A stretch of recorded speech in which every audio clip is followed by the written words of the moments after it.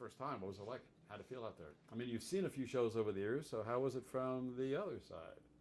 It felt really good, honestly. It felt, every show doesn't always like get to that place where you're not kind of in your head a little bit, and this was one of those shows for me. And that's definitely a risk on any time you come into like a career defining potentially, or just like ultimate bucket list show like this or Red Rocks or like a late night show. The expectations can get in your way, but I definitely think we hit some amazing moments there. It felt really good.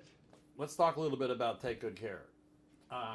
It seems to me the theme, if there is a theme per se, is like resilience. You know, I mean, it's all about being alive and being in love. And what was the inspiration behind that? Where does that come from? Yeah, that reminds me, our first producer that we ever worked with, a really great engineer in New Orleans, Chris Finney, when we were recording our Vital Signs record, he was the first person to kind of notice that, and he said, all of these songs have a very redemptive quality, and and it could be about a song about unrequited love, but there's still that sort of love of life and longing and wanting to keep going, and I think that's sort of defines us as a band, ultimately being positive, and I mean, I'll go with that. Yeah.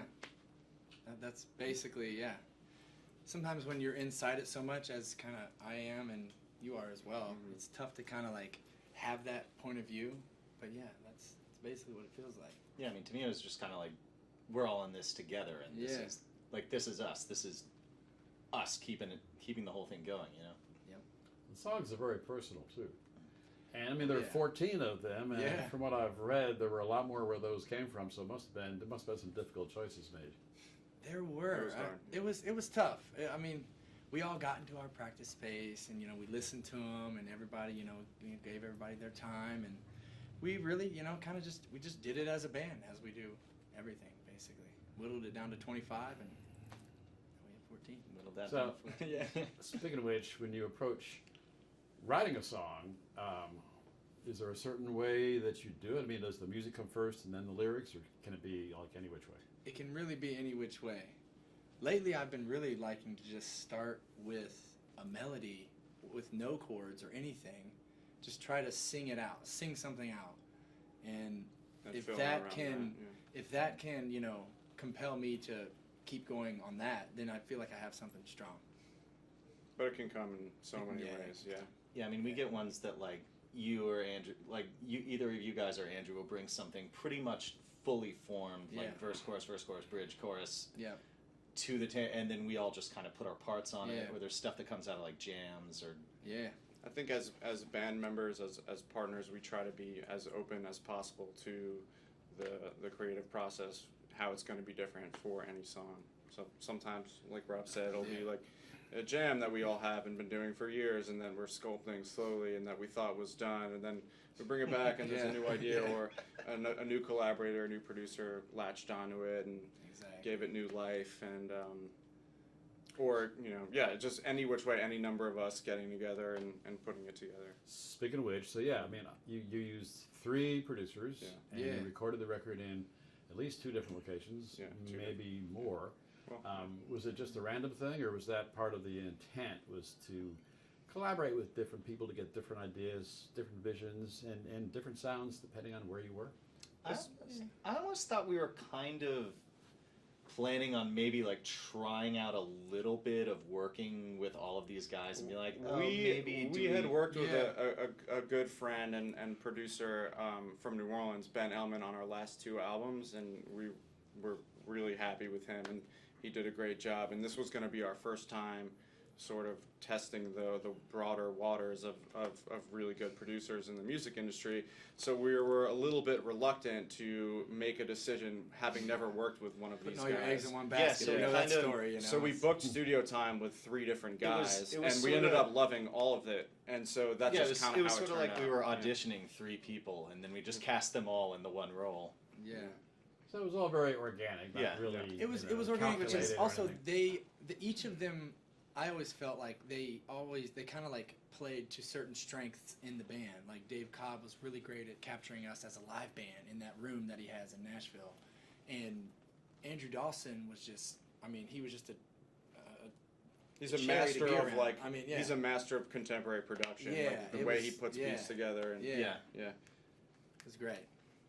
You know, I didn't start singing until I was 21, or probably 21, 22, and I don't know. I just have this distinct memory of just sitting in my living room one day and just singing out like as hard as I could, and my roommate was like, "Whoa, dude, like that was loud," you know, and I'm, you know, just thinking like to myself like, "Oh, it's really not, you know, whatever," but like that just became that energy. You kind of need to push it, don't you? Gotta push it. Yeah, you always say that when I'm singing. You're like, "Come on, you have to. You have to really push it. Like it's a physical thing. And it's very physical. It's worth mentioning too that the first song you ever wrote, you were that age. You were 22 years old, and it was the last song we performed tonight. Soul Fight. Soul Fight. Yep. Yeah. Yep. A beautiful song too. Thank you. So you weren't just like copying somebody else or trying to, you know, mimic another. It took me a long time to kind of find my voice. I'm still finding it. Still learning how to play me. That's for sure. It's a lifelong quest, you know, no matter what you're doing. And that's not a quote from me, by the way. I took that from Miles Davis, I think. So. Yeah, I always think it's funny. It's a good like, one. yeah, I always think it's funny hearing like older studio recordings of you and be, wait, that's what Dave sounds like. I know it is. It's kind of Well, it definitely occurred. It definitely caught my attention how loud and powerful your voice was that first time that we met. I was riding my bike down the street. Yeah. He's singing on his front porch, killing Purple Heart, just like belting it out, and there's nobody around. I'm like, whoa, this is something kind of special here. I'm gonna enjoy this. So long before Wish I Knew came along, you Yeah. guys spent a little time out on the road, like maybe 10 years, a decade or give or take, you know, road warriors, road dogs, whatever.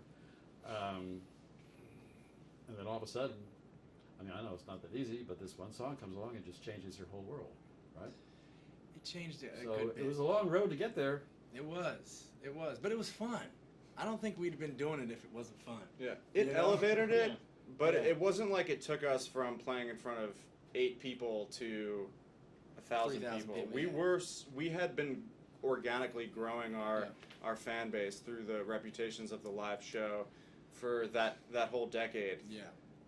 I feel like we really kind of, it was a very gradual thing. So for me, gradual. A lot of times I don't even realize, like, I have to look back and think about how far we've come from where we used to be, because everything just feels like kind of on this continuum where it's not really much different than yesterday or the day before or the day before. Yeah, it makes it easier kind of in a way, because the first time you play the big venue, it's opening for a band, and then you may do that another time, and then you'll headline it, and it's an okay turnout, and then you keep doing it, and then we got Wish I Knew You, and it was gas on the fire. Yeah, it was never like we're playing a couple bars in New Orleans and now holy crap, we're on the moon. What's going on? Yeah, which we're grateful for too, because it enabled us to be ready.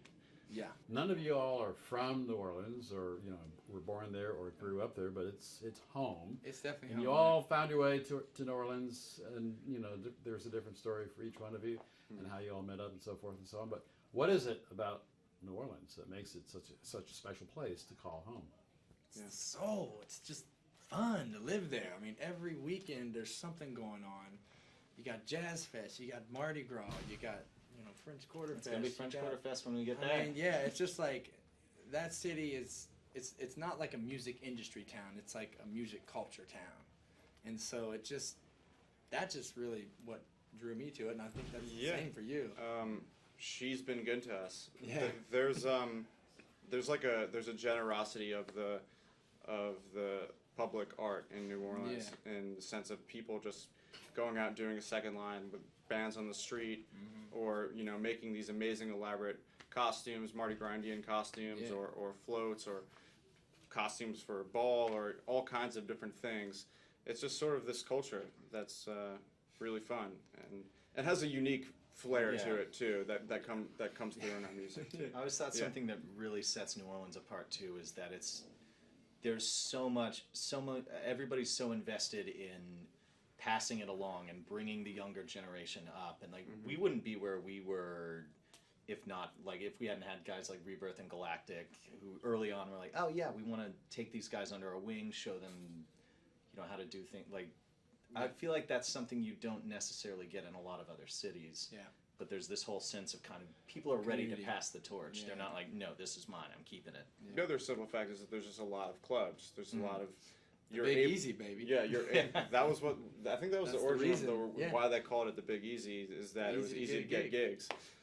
There's a lot of live music every night, and you know, for a young band that, you know, we wouldn't be able to get a gig in New York probably. Back in the day, I don't know, that'd have been tough.